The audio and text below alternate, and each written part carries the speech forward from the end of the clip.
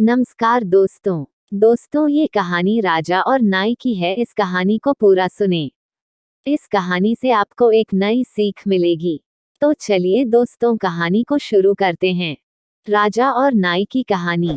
एक गांव में राजा रोजासेन का राज हुआ करता था।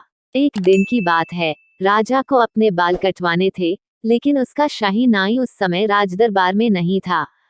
तो उन्होंने अपने दरबारी से कहा कि तुम बाजार में जाकर किसी नाई का बंदोबस्त करो, क्योंकि मुझे अपने बाल आज ही कटवाने हैं। गांव में एक ही नाई था, लेकिन उसकी एक बुरी आदत थी कि वो देखी और सुनी बातों की आसानी से अपने पेट में नहीं पचा पाता था। तो उसे ही राजा के बाल काटने के लिए दरबार में हाजिर किया गया। राजदरबार जाकर नाई राजा के बाल काटने लगा तो उसने देखा कि राजा के कान हाथी जैसे बड़े कान हैं, जो कि पगड़ी व राजमुकुट के कारण दिखाई नहीं देते थे। नाई हजामत करके जाने लगा तो राजा ने नाई को पैसे देकर कहा, यहाँ जो कुछ तुमने देखा है वो किसी को नहीं बताओगे। मेरे कानों का राज तुमने जान लिया है। ये राज तुमने किसी को भी बताया तो तुम्हें पकड़वा कर कोड़ों की सजा भी मिलेगी। लो, राज को राज रखने के लिए ये मोती की माला इनाम में ले जाओ। नाई ने निश्चय कर लिया कि राजा के कानों के बारे में किसी को नहीं बताएगा, वरना उसे सजा मिलेगी। नाई घर पहुंचा तो बार बार उसका मन करता कि वह राजा के कानों के बारे में अपनी पत्नी को बता दे, परंतु सजा के डर से उसने पत्नी को नहीं बताया और रात भर करवटें बदलता रहा। एक दो बार पत्नी ने भी पूछा कि क्यों बेचैन हो रही हो, फिर भी वह चुप रहा। अगले दिन वह दुकान पर गया तो उसका मित्र हजामत करवाने आया। नाई ने सोचा कि मित्र को बताने में क्या हर्ज है। फिर याद आया कि राजा सजा देंगे और कोड़ों से पिटवाएंगे, अतः कुछ न बोला। नाई का मन बेचैन हुआ जा रहा था। वह अपनी बात किसी को बताना चाहता था।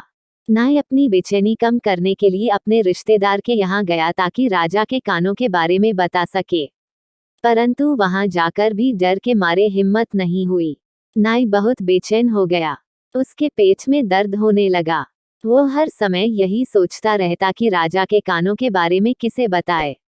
धीरे धीरे उसका पेट दर्द बढ़ने लगा तो वह और भी परेशान हो उठा। उसे समझ में नहीं आ रहा था कि क्या करे क्या न करे। घबराहट में नाई जंगल की ओर भागा। उसने सोचा कि जंगल में पेड़ पौधे तो बेजुबान होते हैं, क्यों न उन्हें ही बता दिया जाए।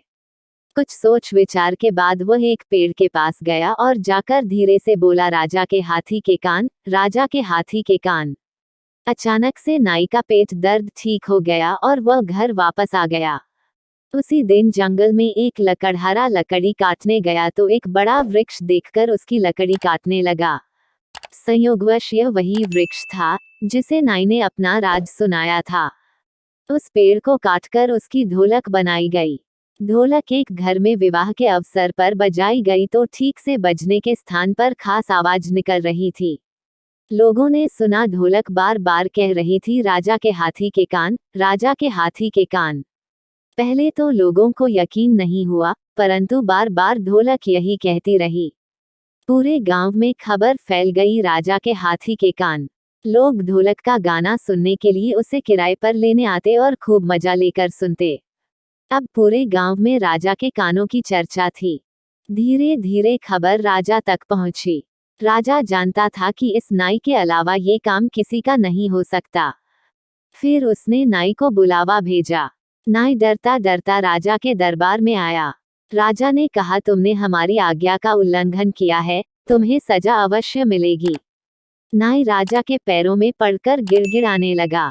मैंने तो सिर्फ पेड़ से कहा था। राजा का दिल पिघल गया और आज्ञा दी कि सजा के तौर पर इसे कोड़े जरूर मारे जाएं ताकि यह इधर की बात उधर करने की आदत को सुधार सके। नाई पर जमकर कोड़े बरसाए गए और उसने कसम खाई कि वो कभी भी इधर की बात उधर नहीं करेगा। तो दोस्तों, ये रही राजा और नाई की कहानी। दोस्तों, इस कहानी से हमें ये सीख मिलती है कि हमें किसी की बात इधर से उधर नहीं करनी चाहिए, अन्यथा वह हमारे लिए एक दिन भारी पड़ सकती है। तो दोस्तों, ये कहानी आपको कैसी लगी हमें नीचे कमेंट बॉक्स में जरूर बताएं। अगर आप हमारे चैनल में नए हैं तो हमारे चैनल को सब्सक्राइब करें और बेल आइकन ऑन कर लें। धन्यवाद।